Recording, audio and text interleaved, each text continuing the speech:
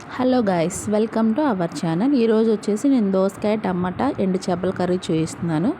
ఎండు చేపలను ముందుగా కట్ చేసుకొని వాటర్లో మంచిగా క్లీన్ చేసుకోవాలి. తర్వాత దోసకాయలు, టమాటాలు, పచ్చిమిర్చి, ఆనియన్ కట్ చేసుకోవాలి.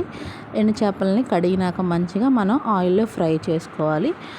ఫ్రై చేసుకుంటేనే మనకి నీచు వాసన అనేది రాకుండా ఉంటుంది.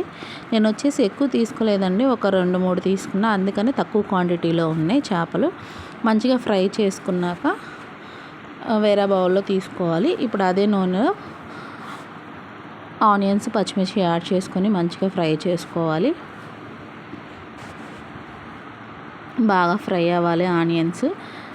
దాంట్లోకి ఇప్పుడు పోపు దినుసులు యాడ్ చేస్తున్నాను. యాడ్ చేసినాక ఒకసారి కలుపుకోవాలి మంచిగా.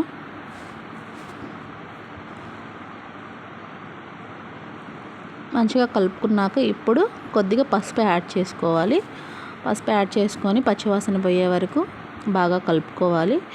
కలుపుకున్నాక నేను ముందుగానే రెడీ చేసి పెట్టుకున్నానండి అల్లం వెల్లుల్లి పేస్ట్, అది యాడ్ చేస్తున్నాను. అల్లం వెల్లుల్లి పేస్ట్ కూడా పచ్చివాసన పోయేలాగా కలుపుకోవాలి.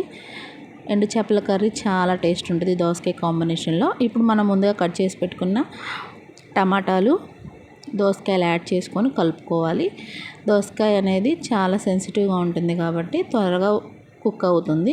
టమాటాలు కొంచెం మంచిగా మగ్గాలి, బాగా కలుపుకోవాలి. మసాలా అనేదంతా ముక్కలకు పట్టేలాగా కలుపుకోవాలి. ఇప్పుడు టేస్ట్కి తగ్గట్టు సాల్ట్ యాడ్ చేసుకొని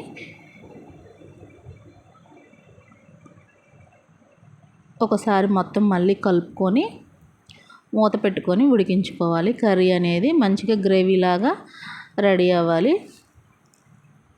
చూస్తున్నారుగా, దగ్గర పడింది, చాలా బాగా కుక్ అయింది, చాలా బాగుంటుంది కర్రీ.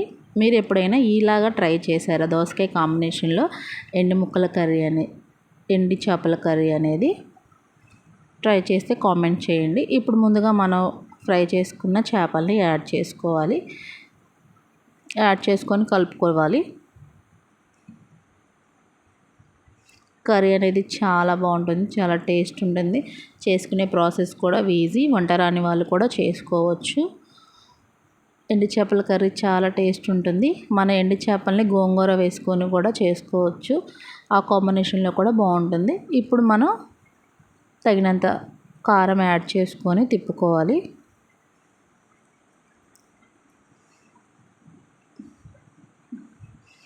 మీరు గ్రేవీలాగా తినాలనుకుంటే ఇలాగే ఉడికించుకొని తినొచ్చు, లేదు కొంచెం వాటరీగా ఉండి తినాలనుకుంటే వాటర్ యాడ్ చేసుకోవచ్చు. మేము కొంచెం ఇలా ఉంటేనే తింటాం కాబట్టి ఇలా యాడ్ చేశాను కొద్దిగా వాటరు.